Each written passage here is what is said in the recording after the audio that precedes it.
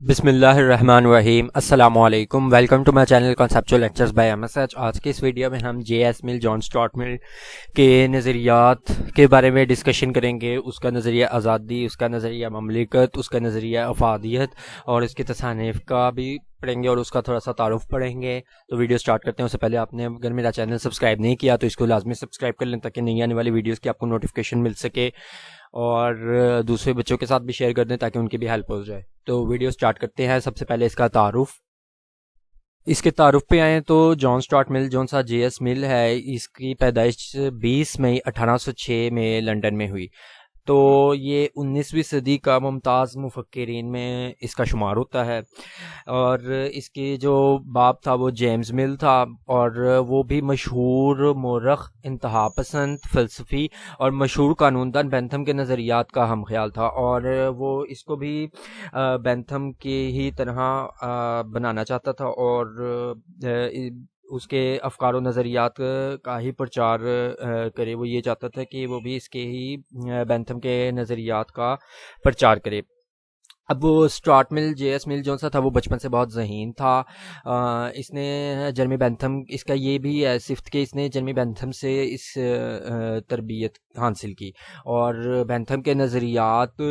روسی قوانین، نفسیاتی علوم اور اقتصادیات پر اس نے عبور حاصل کر لیا تھا۔ اس کے بعد اگر ہم مزید اس کی بات کریں تو یہ وہ پہلا سیاسی مفکر ہے جس نے سیاسی فلسفہ وراثت سے ہی حاصل کیا، کیونکہ اس کے جو باپ تھا جیمز مل، وہ بھی انتہا پسند فلسفی اور مشہور مفکر تھا، اور اس نے پھر 1822 میں ایسٹ انڈیا کمپنی میں ملازمت اختیار کی، اور وہاں پہ یہ کافی عرصہ ملازمت کرتا رہا۔ اس نے اپنی عمر کا طویل عرصہ ملازمت میں گزار دیا، اور ایسٹ انڈیا کمپنی میں 35 سال کی طویل ملازمت میں یہ کلرک کے عہدے پر رہا، اور پھر 35 سال کے بعد یہ کلرک کے عہدے سے ترقی کر کے 1856 میں چیف ایگزیک امیز کے عہدے تک پہنچا۔ اس کے بعد پھر 1858 میں اس نے جون سا ہے ملازمت کو خیر آباد کہہ دیا۔ اس کو یونانی، فرانسیسی زبان، کلاسیکی ادب اور تاریخ پر بھی کافی عبور حاصل تھا، اور اس کا تعلق جو ہے وہ افادیت پسند گروہ سے تھا، اور اس نے طویل عرصہ ملازمت میں گزارنے کے بعد 1856 میں استعفیٰ دے دیا، اور اسی طرح پھر 1866 میں اس نے دارالعلوم کا رکنیت اختیار کر لی، اور اس نے اپنی آئرلینڈ میں جو اصلاحات تھیں اس کے بارے میں اور عورتوں کے مسائل کے بارے میں کافی تقریریں کیں، اور اس نے کافی محنت اور جوش و جذبے کے ساتھ اس نے تقاریر کی، لیکن پھر بھی وہ جو ہے دارالعلوم کا رکن منتخب نہیں ہو سکا۔ اس کے بعد پھر اس نے سیاست کو بھی ختم کر کے اس نے پھر تصانیف اور تالیف کی طرف آ گیا، اور اس نے بکس لکھنا شروع کر دی، اور اس کی جو تصانیف ہیں اس کو بھی ہم ڈسکس کرتے ہیں، اور پھر اینڈ پہ اس کی جو وفات ہے، اس کا جو انتقال ہے، وہ 1873 میں لنڈن میں اس کا انتقال ہوا۔ اب اس کی اگر ہم تصانیف کے اوپر چلیں تو وہ اس کی ہیں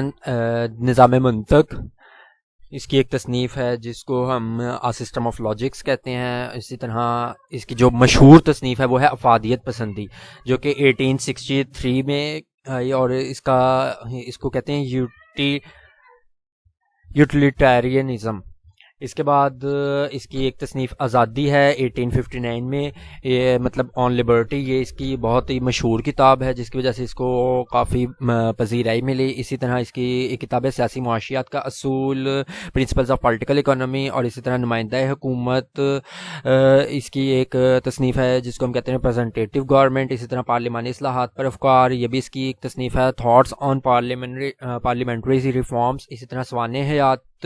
آٹوبایوگرافی اور عورتوں کی محکومیت، سبجیکشنز آف وومن، یہ بھی اس کی ایک امپورٹنٹ تصنیف ہے، عورتوں کی محکومیت۔ اس کے بعد اگر ہم بات کریں اس کے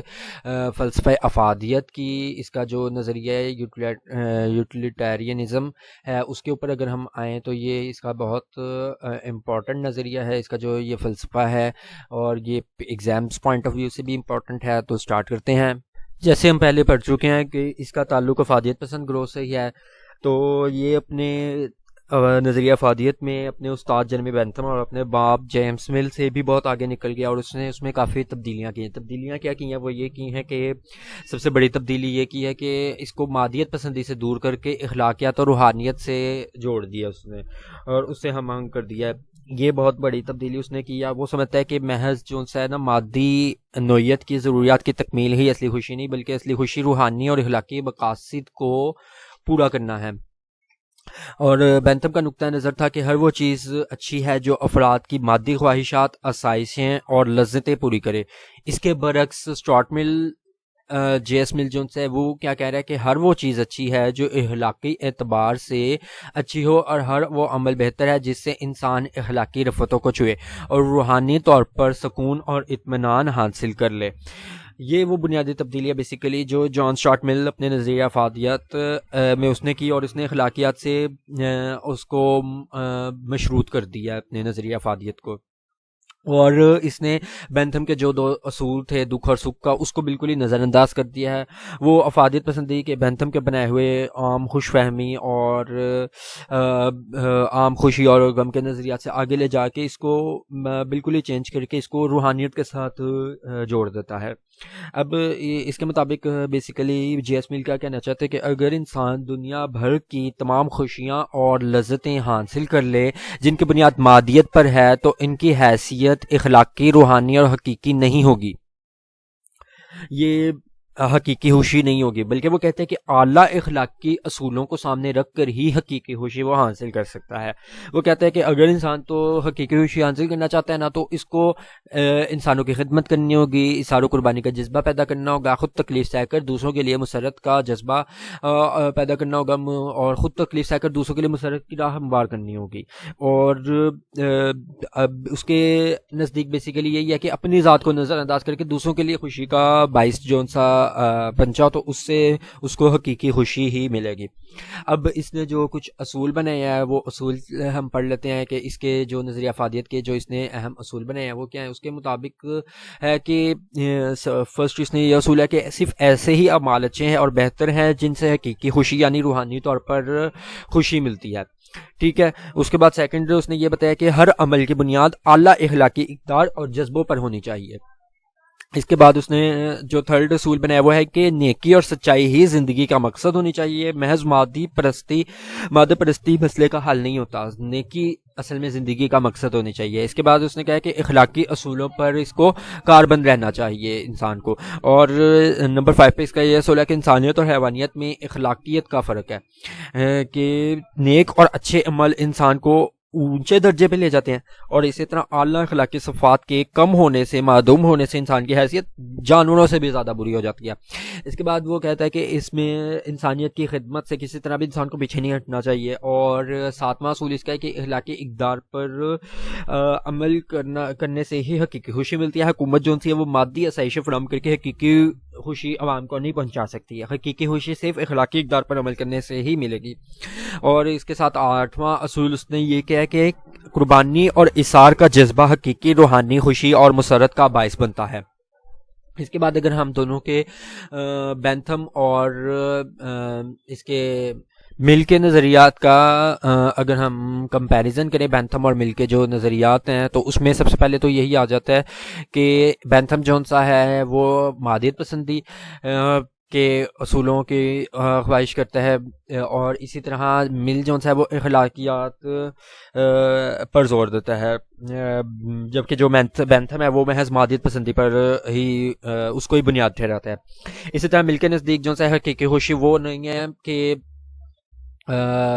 جو مادیت پسندی پر بنیاد ہو، بلکہ حقیقی خوشی وہ ہے جس کی بنیاد روحانیت اور اعلیٰ اخلاقی کے اقدار پر ہو۔ اب یہ حضرت عیسیٰ علیہ السلام کی زندگی کی مثال ہمیں دیتا ہے کہ انہوں نے جو ہمیں درس دیا ہے کہ ان کی جو اخلاقی اقدار کی پاسداری انہوں نے ہمیشہ کیا، دوسروں کے ساتھ نیک رویہ اختیار کیا ہے، نیک سلوک کیا ہے، وہ بیسیکلی افادیت پسندی کے لیے رہنما اصول انہوں نے بنایا ہے ہمارے لیے، رہنما اصول انہوں نے ہمارے لیے اپنی زندگی کو بنایا۔ تو یہ حضرت عیسیٰ علیہ السلام کی مثال دیتا ہے اپنے نظریے میں۔ اس کے بعد اگر ہم اس کے سیکنڈ جو نظریہ ہے، نظریہ آزادی، جو بہت زیادہ امپورٹنٹ ہے، اس کی طرف چلیں تو اب بیسیکلی جان اسٹارٹ مل جون سا تھا، اس کا زمانہ جون سا تھا 19ویں صدی تھا. 19ویں صدی میں کیا ہو رہا تھا؟ 19ویں صدی میں ریاست جون سی ہے نا وہ اپنے کنٹرول کا دائرہ جون سا وسیع کر کے سیاسی، سماجی اور معاشی شعبوں کو انفرادی تسلط سے اجتماعی کنٹرول میں منتقل کر رہی تھی. اب وہ آہستہ آہستہ قوانین کے ذریعے اپنا سارا اجتماعی کنٹرول جو ہے وہ بڑھا رہی تھی. تو اس کے نتیجے میں جو فرد کا وجود تھا نا وہ کم ہوتا جا رہا تھا، اور اس کا معاشرے میں جو اہمیت تھی وہ کم ہوتی جا رہی تھی. تو اسٹارٹ مل نے کیا کیا؟ اس نے فرد کے حقوق کے استحصال کے خلاف آواز اٹھائی. اس نے اس حالات کے پیش نظر فرد کی آزادی کے تحفظ کا بیڑا اٹھایا، اور اس نے جو اپنی 1859 میں جو آزادی کے بارے میں فرد و ریاست کے تعلق کو تفصیل سے جائزہ لیا اپنی کتاب کے اندر. اس کی کتاب جو سی تھی، ہم جیسے بات کر چکے ہیں آزادی کے اوپر، جو اس کی کتاب تھی آن لبرٹی، اس میں اس نے اس کے بارے میں فرد اور ریاست کے تعلق کے بارے میں تفصیل سے جائزہ لیا، اور اس کے ذریعے اس نے گراں قدر نام کمایا. اس نے اس کتاب میں جو کہ ایک مضمون کی صورت میں لکھی گئی تھی، اس میں اس نے اپنے تمام خیالات اور نظریات کا نچوڑ لکھ دیا تھا. اس میں بیسیکلی وہ یہ کہتا ہے کہ اگر یہ احساس ہو جائے کہ انفرادیت بہتری کا ایک لازمی جزو ہے اور نہ صرف تہذیب، تعلیم اور ثقافت کے ساتھ مربوط ہے بلکہ ان کا ایک ضروری حصہ ہے، تو آزادی کی قدر قیمت میں کمی کا خطرہ بالکل بھی نہیں رہے گا. اب بیسیکلی وہ اس نے اس میں معاشرتی سیاسی آزادی کو کہا ہے کہ یہ حکومت کا انسان کے اوپر احسان نہیں ہے، بلکہ یہ معاشرے کی بھی کافی بھلائی کا ذرا ہے. مطلب اگر اس کو انسان کو یہ آزادی دی جائے گی، معاشرتی سیاسی آزادی دی جائے گی، تو یہ ریاست کی طرف سے اس کے اوپر احسان نہیں ہوگا بلکہ ریاست کا اپنا ہی بھلا ہوگا اس سے. اور وہ یہ کہہ رہا ہے کہ سوچ تفتیش کرنے کی، بحث و مباحثہ کرنے کی، فیصلہ کرنے کی آزادی دی جائے، تاکہ تمام یہ صرف اس انسان کے لیے، اس اکلوتے فرد کے لیے مفید نہیں ہوگا بلکہ تمام معاشرے جو ہے وہ اس سے بلا امتیاز مستفید ہو سکے گا. اب اس کے جو نظریات تھے، نظریہ آزادی کے جو اہم نکات تھے وہ ان کو ہم اسٹڈی کر لیتے ہیں. اس کے جو اہم نکات تھے اس میں سب سے پہلے تو یہ ہے کہ اس نے انفرادیت کو جو انفرادیت کو اس نے بہت زیادہ اہمیت دی ہے، اور فرد کی اہمیت اس نے کافی زیادہ بڑھا دی ہے. مل کے نزدیک جو ہے فرد کی اہمیت ریاست سے بھی بڑھ گئی ہے، اور زندگی تک کے تمام پہلوؤں میں مکمل آزادی اس کو ملنی چاہیے. اور اس نے بیسیکلی اس کی انسان کی جو شخصیت تھی، فرد کی جو شخصیت تھی، اس کو دو حصوں میں تقسیم کر دیا تھا. ایک کا تعلق اس کی اپنی ذات سے تھا، اور دوسرے کا تعلق اس کی معاشرتی زندگی سے تھا. مل کہتا تھا کہ ہر فرد کو اپنے معاملات میں مکمل آزادی اور اختیار حاصل ہوتا ہے، کیونکہ وہ اپنے مفادات کو دوسروں سے زیادہ خود بہتر سمجھ سکتا ہے. تو اس لیے اس کو خود ہی آزادی ملنی چاہیے کہ اپنے وہ معاملات جو ہے خود ٹیکل کر سکے، نہ کہ ریاست جو ہے اس کے معاملات میں دخل اندازی کرے. تو اس کو ہر پہلو میں مکمل آزادی فراہم کرے. اس کے بعد جو اس کا اہم نکات ہے وہ یہ ہے کہ اس میں آزادی کی اس نے اقسام بتا دی تھیں کہ اس نے ہر شخص کے لیے 5 آزادی کی اقسام بتائی تھی کہ ہر شخص کے لیے 5 آزادی جو سی ہیں وہ لازمی ہونی چاہیے. ایک ضمیر کی، ایک اجتماع کی، ایک مذہب کی، ایک سوچ کی اور ایک کاروبار کی. یہ 5 آزادیاں ہر شخص کو ملنی چاہیے. اس کے بعد جو اس کا اہم نکات ہے وہ یہ ہے کہ اس میں اس نے آزادی کی قدغنے کے اوپر بحث کی کہ مطلب بیشتر مفکروں کی طرح مل بھی جو ہے آزادی کے جو ہے آزادی دوسرے مفکرین کی طرح مل بھی جن سے مادر پدر آزادی کے خلاف تھا. وہ جانتا تھا کہ جب مذہب معاشرے میں مناسب پابندیوں کے بغیر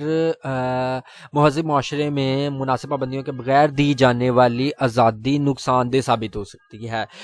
اس لیے جونس ہے نا وہ یہ کہتا تھا کہ خواہش کا اظہار کرتا ہے کہ ہر فرد اپنی آزادی کی دھن میں کسی اور کو نقصان پہنچائے بغیر ہی اپنے جو اپنی آزادی ہے اس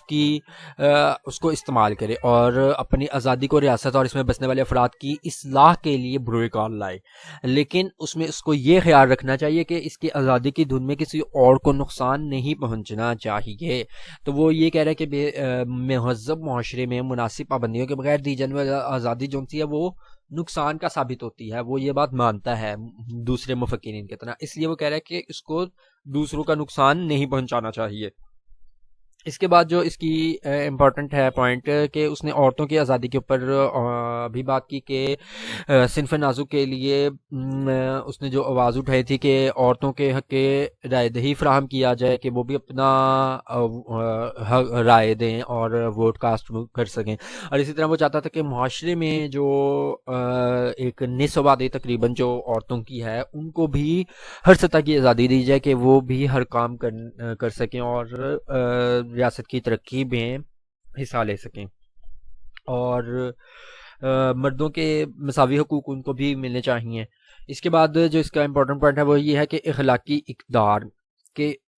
اور آزادی کے نظریے کے ساتھ اس نے اخلاقی اقدار کو ریلیشن قائم کیا ہوا ہے. وہ تلقین کرتا ہے کہ آزادی کی روح میں بہہ کر کبھی بھی اخلاقی اقدار کا دامن نہیں چھوڑنا چاہیے. اخلاقی اقدار کی پیروی سے بھی آزادی کا جواز پیدا ہوتا ہے اور انسان ایک مطمئن زندگی گزارنے کے قابل ہو جاتا ہے. اس کے بعد وہ کہتے ہیں کہ ذاتی ملکیت کا حق بھی اس کو ملنا چاہیے کہ جون سا فرد اپنی حق ملکیت رکھے اور اپنے اس میں ملکیت میں جائیداد رکھے. اور یہ بیسیکلی کیوں کہہ رہا ہے وہ کہ اس سے جو ہے یہ جذبہ حب الوطنی کے لیے کافی لازمی ہے اور یہ بیسیکلی معاشرے کے استحکام کے لیے اور انفرادی اطمینان کے لیے بھی بہت زیادہ ضروری ہے. کیونکہ اگر فرد جو صاحب اس کی ذاتی ملکیت ہوگی جائیداد ہوگی تو وہ اس سے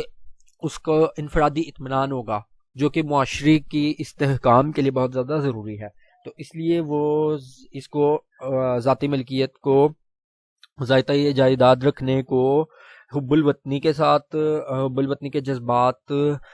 سے جوڑتا ہے کہ ذاتی ملکیت رکھنے کی وجہ سے انسان کے اندر حب الوطنی کے جذبات پیدا ہو سکتے ہیں کہ میری جائیداد اس علاقے میں ہے تو اس علاقے سے اس کو پیار ہو جاتا ہے. تو اس طرح حب الوطنی کے جذبات بھی پیدا ہوتے ہیں اس وجہ سے.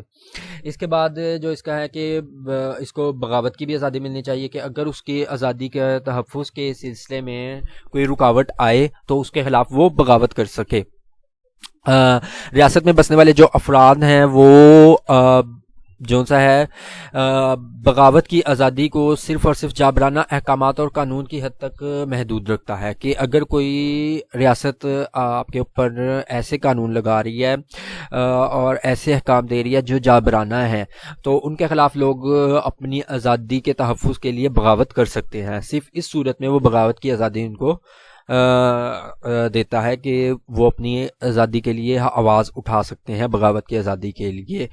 جب جابرانہ احکامات اور جابرانہ قوانین ان کے اوپر لاگو کیے جائیں.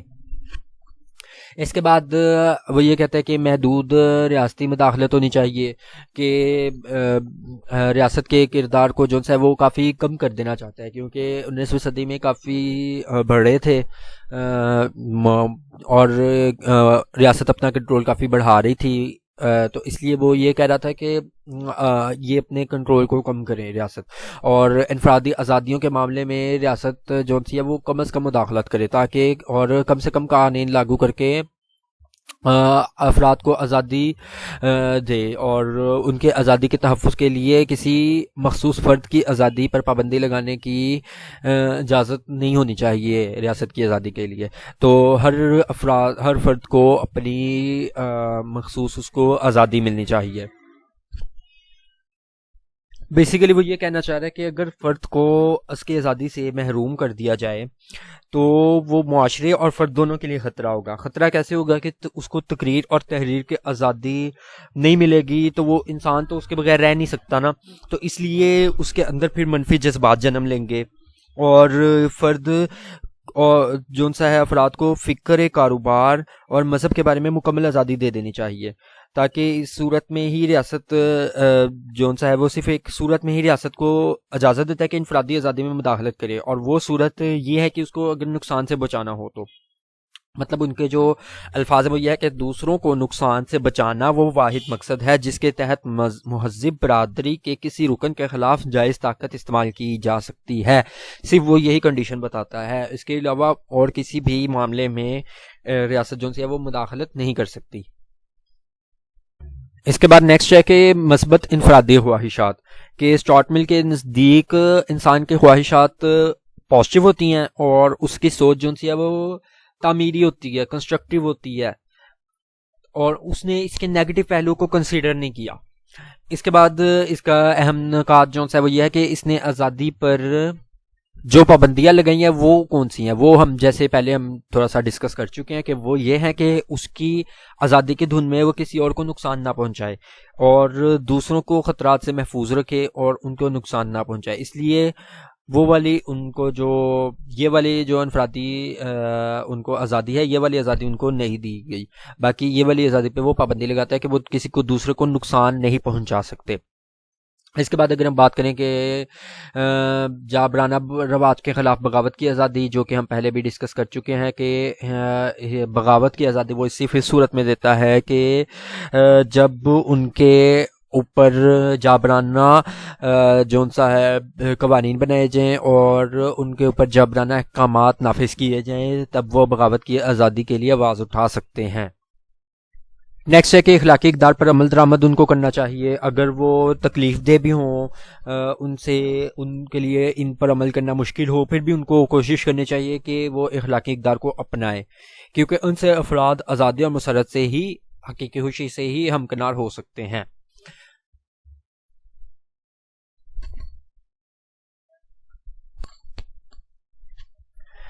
اس کے بعد اگر ہم نظریہ قانون کی نفی کی بات کریں تو بیسیکلی وہ یہ کہہ رہے کہ ایک معاشرے میں جتنے زیادہ قوانین ہوں گے اس میں انفرادی آزادی اتنی ہی کم ہوگی، تو اس لیے وہ ریاست کے افراد کو ذاتی معاملات میں مداخلت کا کم سے حق دینا چاہتا ہے. تو اس لیے وہ چاہتا ہے کہ اس میں قوانین جو سے وہ کم سے کم بنائے جاتے ہیں کہ انفرادی آزادی بہت زیادہ لوگوں کو مل سکے. اس کے بعد جو لاسٹ پوائنٹ ہے، لاسٹ نے کہا تھا کہ جمہوریت بہترین طرز حکومت، وہ یہ کہہ رہا ہے کہ ہر فرد اپنے مفادات کو خود ہی بہتر سمجھ سکتا ہے اور ان کا تحفظ بھی خود ہی بہتر کر سکتا ہے. لیکن جمہوریت کا مطلب جو ہے وہ یہی ہے کہ اکثریت کی حکومت، تو وہ نمائندہ جمہوریت پر یہ زور دیتا ہے کہ طرز حکومت وہ نمائندہ جمہوریت پر یہی زور دیتا ہے کہ وہ افراد کو اپنے مفادات کی حفاظت خود کرنے دیں اور اسی طرح اپنے مفادات کو وہ خود ہی بہتر سمجھ سکتے ہیں. لیکن یہ طرز حکومت میں بھی دو قسم کے خطرات آ سکتے ہیں. ایک تو یہ ہے کہ حکومت میں جاہل طبقہ شامل ہو سکتا ہے، اور دوسرا یہ کہ وہ حکومت ایسے لوگوں کے ہاتھ میں بھی جا سکتے ہیں جس کے مفادات برادری کی بھلائی سے مطابقت نہ رکھتے ہوں. اس کے بعد اگر ہم اس کے تنقیدی جائزے کی بات کریں تو تنقید اس کے اوپر اس طرح ہوئی ہے کہ سب سے پہلے تو جو اس کے نظریات تھے اس نے کافی انقلاب برپا کر دیا تھا دونوں 19ویں اور 20ویں صدی میں بھی، اور کافی ممالک میں اقلیتوں نے اسمبلیوں میں بھی نشستیں حاصل کر لی تھی اور عورتوں کے حقوق کو بھی تسلیم کر لیا گیا تھا اور ان کو رائے دہی کا حق بھی دے دیا گیا تھا. اور پوری دنیا میں ہی آپ سمجھ لیں کہ آزادی کا پرچم اور فضائیں اور انفرادی حقوق کے نغمات جو ان سے تھے وہ گونجنے لگے تھے. لیکن پھر بھی کچھ مفکرین نے اس نظریے کے اوپر تنقید بھی کی ہے. اس میں اگر ہم بات کریں سب سے پہلے تو مل کا نظریہ آزادی جو ہے وہ ریاستی ریٹ کو ختم کر کے رکھ دیتا ہے، ریاستی پوری ریٹ کو ہی ختم کر کے رکھ دیتا ہے. اس کے بعد مل جو ہے فرد کی آزادی کے آگے ریاستی قوانین کو حقیر جان کر احترام قانون کی دھجیاں بکھیر دیتا ہے. یہ اس کے اوپر تنقید ہوئی ہے. اسی طرح مل نے فرد کی جو اہمیت تھی اس پر ضرورت سے زیادہ ہی زور دے دیا اور اس وجہ سے معاشرے اور ریاست کی حیثیت جو سی ہے وہ بالکل ہی معدوم کہنے ہو گئی ہے. اور اسی طرح اس پہ یہ بھی ایک تنقید ہے کہ نظریہ آزادی میں انسان کے صرف مثبت پہلوؤں کو ہی دیکھتا ہے اور ان پر ہی انحصار کرتا ہے، اور یہ بات بھول جاتا ہے کہ اس کے اندر منفی جذبات بھی ہوتے ہیں جو کہ اس کی آزادی کا غلط استعمال بھی کر سکتے ہیں. اس کے بعد اگر ہم بات کریں کہ اس نے کھوکھلی آزادی کی ایک طرح سے نظریہ ہے، مطلب کیا ہے کہ جس طرح ہابز نے، جان لاک نے، روشو نے اور دیگر مفکروں نے حقوق کا نظریہ پیش نہیں کیا، اس نے بھی حقوق کے فلسفے کے بغیر ہی آزادی کا تصور دے دیا ہے. لیکن اس طرح کا جو تصور ہے وہ مکمل نہیں ہوتا ہے. حقوق کے فلسفے کے بغیر جو سے آزادی کا تصور مکمل ہی نہیں ہو سکتا ہے، تو وہ قوانین فطرت میں بھی جو سے یقین نہیں رکھتا. تو یہی وجہ ہے کہ ارنسٹ بار جو سے ہے وہ اس پہ اس طرح تنقید کرتا ہے کہ مل کھوکھلی آزادی کا پیغمبر ہے اور ایک خیالی انسان ہے. اس کے بعد جو اس پہ تنقید ہوئی ہے کہ فرد کی شخصیت کی اس نے نامکمل تصویر دی ہے کہ اس نے صرف اس کا مثبت پہلو ہی دیکھا ہے، منفی پہلو اس نے نظر انداز کر دیا ہے۔ ہر شخص میں ظاہر مثبت بھی ہوتے ہیں اور نیگیٹو پہلو بھی ہوتے ہیں، تو وہ جو ہے ریاست کو مکمل طور پر فرد کے ہی رحم و کرم پہ چھوڑ دیتا ہے۔ اس کے بعد قانون کی اہمیت سے چشم پوشی کے اس نے کیا کیا ہے کہ فرد کو قانونی پابندیوں سے آزادی دینا چاہتا ہے۔ وہ چاہتا ہے کہ قانون اور جو قوانین ہیں وہ کم سے کم بنائے جائیں، اور قانون کی اہمیت کا صحیح اندازہ نہیں کر سکا ہے۔ اس کا یہ کہنا درست نہیں کہ قانون فرد کی آزادیوں کو ختم کرتا ہے۔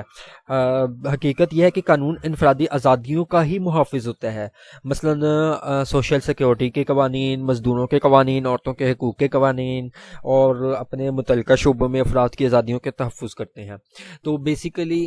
جو سا قوانین ہے وہ افراد کا ہی تحفظ کے لیے بنائے جاتے ہیں، لیکن یہ جو کہہ رہا ہے کہ قانون فرد کی آزادیوں کو ختم کرتے ہیں،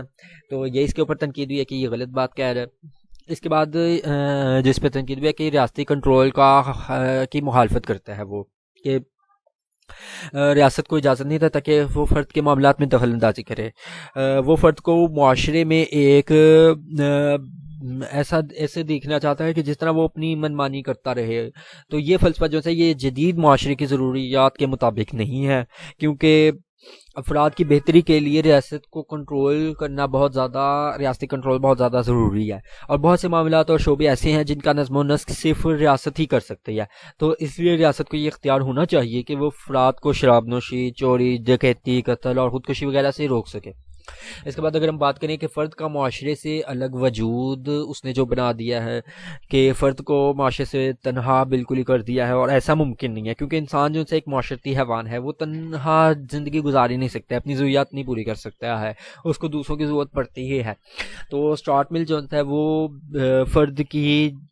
جو تنظیمیں اور جو دوسرے جو ادارے ہیں اس کی اہمیت کو بالکل ہی نظر انداز کر دیتا ہے، جو کہ غلط ہے، بالکل ہی غلط ہے۔ اس کے بعد اگر ہم بات کریں کہ فرد کو وہ ضرورت سے زیادہ اعتماد کر لیتا ہے، اور فرد جو ہے وہ کہتا ہے کہ اپنے مفاد کو دوسروں کی نسبت زیادہ بہتر سمجھتا ہے اور اپنے بارے میں درست فیصلے خود کر سکتا ہے۔ اگر فرد کو مکمل آزادی ہم دے دیں تو اس کے لیے ترقی کی راہیں کھل جائیں، لیکن جو ہمیں ایکسپیرینس سے پتہ چلتا ہے، تجربات سے، کہ جو موجودہ جو دور ہے اس میں معاشرتی نظام بہت کمپلیکس ہے۔ اس میں کوئی انسان جو سا ہے معاشرے سے کٹ کے نہیں رہ سکتا ہے۔ ہر فرد جو سا ہے معاشرے کے نظام کا سہارا لینا اس کے لیے ضروری ہوتا ہے۔ معاشرے کے نظام کا سہارا لیے بغیر وہ آگے ترقی کرنا اس کے لیے کافی مشکل ہو جاتا ہے۔ قدم قدم پہ وہ جو ہے نا معاشرتی رہنمائی کی اس کو ضرورت ہوتی ہے، جیسے ٹیچرز کی اس کو ضرورت ہوتی ہے، اسکول میں جانا اس کو ضروری ہوتا ہے، تو اس کو درست فیصلوں کے لیے بھی دیگر افراد سے مشورہ کرنا پڑتا ہے۔ تو فرد جو ہے اکیلا کچھ بھی نہیں کر سکتا ہے، تو اس لیے یہ بھی اس کا جو نظریہ وہ غلط ہے کہ فرد ضرورت سے زیادہ اعتماد کر لیا اس نے کہ فرد اکیلا سب کچھ کر سکتا ہے۔ اس کے بعد اگر ہم بات کریں کہ محنتی اور ذہین افراد کی معاشرے پر زیادہ نظرداری کے وہ جو سا ہے معدیت پسندی کے فلسفے جو سا ہے موضوع ترین جانداروں کی بقا یعنی سروائیول آف دا فٹسٹ پر یقین رکھتا ہے، کہ جو معاشرے میں زندہ رہنے کے لیے تمام جاندار جو سے ہیں وہ جدوجہد کرتے ہیں، اور اس کے نتیجے میں صرف وہی جاندار زندہ رہتے ہیں جو سب سے بہتر ہوتے ہیں۔ تو اسٹارٹ مل کے معاشرے میں بھی زیادہ طاقتور، زیادہ ذہین اور موقع شناس افراد کی اجارہ داری ہی قائم ہو جائے گی اس طرح، اور غریب، کمزور اور معذور جو سے ہیں ان کا استحصال ہوگا۔ تو یہ بات جو سی اگر ہم اس کو دیکھیں تو یہ تو معاشرتی انصاف کے بالکل ہی خلاف ہوگی نا، تو اس لیے یہ بھی اس کے اوپر بھی یہ تنقید ہوئی ہے۔ اب تصور مملکت کی طرف اگر ہم چلیں، اس کا جو نظریہ مملکت یا تصور مملکت تھا وہ بیسیکلی اس کا نظریہ اس کے ریاست کے بارے میں جو خیالات تھے وہ اس کے افادیت پسندی اور انفرادیت پسندی کے خیالات اور اس کے نظریات کا ہی حصہ ہیں، اور اس کا خود مملکت کے بارے میں کوئی مکمل نظریہ نہیں ہے۔ اس نے بیسیکلی انفرادیت پسندی کی جانب مائل ہوتے ہوئے مملکت کے بارے میں اعتدال پسندانہ خیالات کا اظہار کیا ہے۔ اب وہ مملکت کے لیے نا سماج کا لفظ استعمال کرتا ہے، اور سماج مملکت کے لیے سماج کا لفظ استعمال کرتا ہے، اس سے اس کی مراد سماج نہیں بلکہ مملکت ہی ہے، اور اس کے تصور مملکت کی ایک بڑی خصوصیت یہ ہے کہ اس نے مملکت کے لوگوں کی مرضی، مملکت کو لوگوں کی مرضی کا نتیجہ قرار دیا ہے۔ مطلب اس نے کہا کہ مملکت کا وجود جو ہے فرد کے دم سے ہی برقرار ہے۔ یہ بیسیکلی کہنا چاہ رہا ہے کہ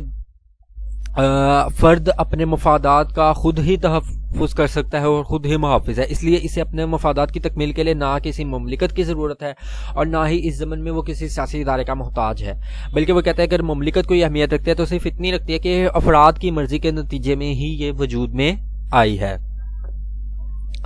اور وہ کہتے ہیں کہ مملکت کا وجود لوگوں اور گروہوں کی بدولت ہی بیسیکلی قائم ہے، اور مملکت کے افراد کے مفادات کا مظہر قرار دینا کسی بھی طرح مناسب نہیں ہے، کیونکہ فرد بیسیکلی اپنے مفادات کا تحفظ خود ہی زیادہ کر سکتا ہے۔ اس کے بعد وہ کہہ رہا ہے کہ مملکت کا جو وجود ہے وہ صرف اور صرف افراد کے ہی دم سے ہے، اور فرد جو سے وہ مملکت کے دم سے نہیں ہے بلکہ مملکت جو ہے وہ افراد کے دم سے ہے، اور وہ فرد کو ہی محور کل کا نام دیتا ہے۔ وہ کہتا ہے کہ تمام جو سیاسی اور سماجی ادارے ہیں نا وہ فرد کے لیے وجود میں آئے ہیں، فرد اداروں کے لیے نہیں پیدا کیے گئے، تمام ادارے فرد کے لیے وجود میں آئے ہیں۔ اب اس کا جو بیسیکلی ہے کہ مملکت ایک فطری،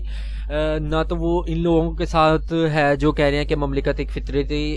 ادارہ ہے جس کا قیام خود بخود عمل میں آیا، اور نہ ہی وہ ان مفکرین کے ساتھ ہے جو کہتے ہیں کہ مملکت کا قیام جو سا ہے، مملکت کے قیام میں تمام انسانوں کا ہاتھ ہے۔ اس کی مراد معاہدہ عمرانی کے مکتبہ فکر سے ہے۔ اس سلسلے میں اس نے نا درمیانی راہ اختیار کیا۔ اس کا کہنا ہے کہ یہ مملکت جو ایک فطری ادارہ ہے، اور یہ ایک فطری ادارہ ہے اور اس کی نشوونما ارتقائی ہے، اور لیکن اس کے ساتھ ساتھ اس کا قیام اس نے انسانی ارادے اور مرضی کو بہت زیادہ اہمیت دی ہے۔ مطلب اس کا جو یہ فطری ادارہ اس نے کہہ دیا ہے، لیکن اس کی جو نشوونما ہے وہ ارتقائی ہے، اور انسان کی مرضی سے ہی اس کا قیام عمل میں آیا ہے، یہ اس نے درمیانی راہ دونوں میں نکال لیا۔ اس کا قیام بیسیکلی انسانی مرضی پر ہی منحصر ہے، اور اس نے مملکت کی بالادستی کو تقسیم کیا ہے کہ اس طرح سے اس نے مملکت کی بالادستی کو تقسیم کیا ہے کہ اگر ہم دیکھیں کہ انفرادی خوشی سماجی خوشی سے ہمیشہ ایک جیسی نہیں ہو سکتی، کبھی کبھی مختلف بھی ہوتی ہے، تو اس کیس میں اگر مملکت کی بھلائی دیکھنی ہے، اجتماعی بھلائی دیکھنی ہے، اگر اجتماعی بھلائی اور اجتماعی مفاد دیکھنا ہے تو اس کیس میں وہ مملکت کو مداخلت کا حق اس نے دے دیا۔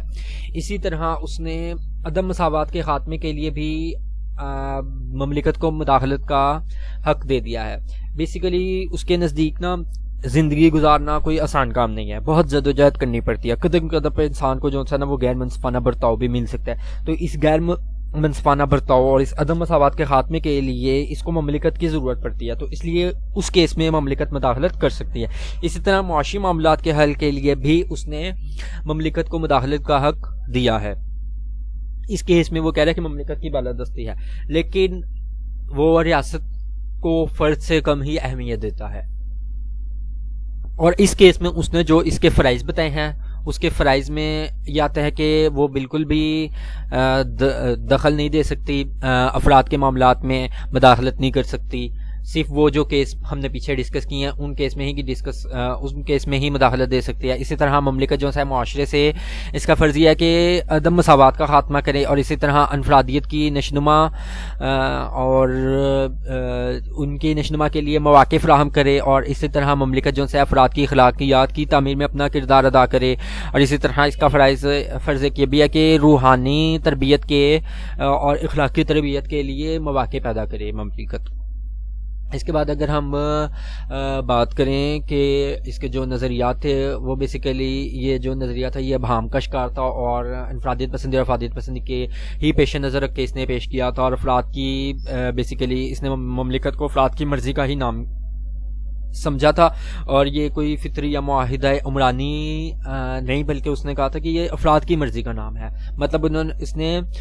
دونوں کے سینٹر میں دونوں کے اس نے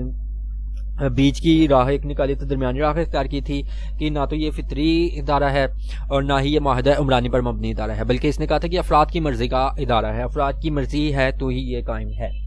اس کے بعد اگر ہم اس کا ایک اور نظریہ ہے متناسب نمائندگی، وہ بیسیکلی یہ ہے کہ اقلیتوں کے لیے ان کی مجموعی تعداد کی نسبت سے اسمبلیوں میں جو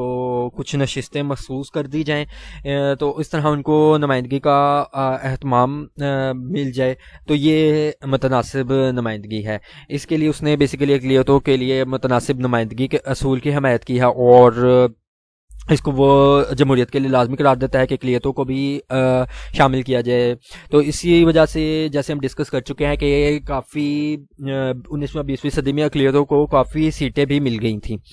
تو اس کے نزدیک اسمبلی کے اراکین کا تعلیم یافتہ، مہذب اور آزاد خیالات کا حامی ہونا بہت زیادہ ضروری ہے، اور مردوں اور عورتوں دونوں کو ہی رائے دہی کا حق دیتا ہے۔ وہ جو ہے پارلیمنٹ کے اراکین کو معاوضہ ادا کرنے کے حق میں نہیں ہے۔ وہ کہہ رہے کہ حکومت کی کامیابی کے لیے ضروری ہے کہ ریاست میں رہنے والے تمام طبقات کو نمائندگی کا حق ملے، کیونکہ اگر اکثریت رکھنے والا طبقہ جو ہے تمام اقلیتوں پر مسلط ہو جائے گا تو دوسروں کے حقوق کو جو ہے وہ پامال ہو سکتے ہیں۔ اس لیے مل کے خیال میں ووٹ دینے کا حق صرف اعلیٰ تعلیم یافتہ اور اعلیٰ اخلاق رکھنے والے ہی افراد کو ملنا چاہیے۔ اور ووٹ دینے کے طریقہ کار کے بارے میں بھی اسٹارٹ مل جو ہے وہ خفیہ رائے دہی کے طریقے کی مخالفت کرتا ہے، اور اس نظریے سے اس کی نظر میں اس طریقے سے جو ہے ناانصافی کو رواج ملتا ہے۔ جہاں تک منتخب قومی اسمبلی کے کردار کا تعلق ہے، اس کی رائے میں، مل کی رائے میں اس کا کام جو ہے بحث کرنا ہے اور نگرانی کرنا ہے۔ وہ کہتا ہے کہ پارلیمنٹ کو چاہیے کہ وہ انتظامیہ کی نگرانی کا کام کرے اور ریاست کا انتظام جو ہے انتظامیہ کے سپرد کر دے، اور ان کے عمل میں جو ہے مداخلت نہ کرے۔ تو یہ تھا جے ایس مل۔ اگر آپ کو ویڈیو پسند آئی ہو تو اس کو لائک ضرور کرنا، چینل کو سبسکرائب کر دیں۔ Thank you so much.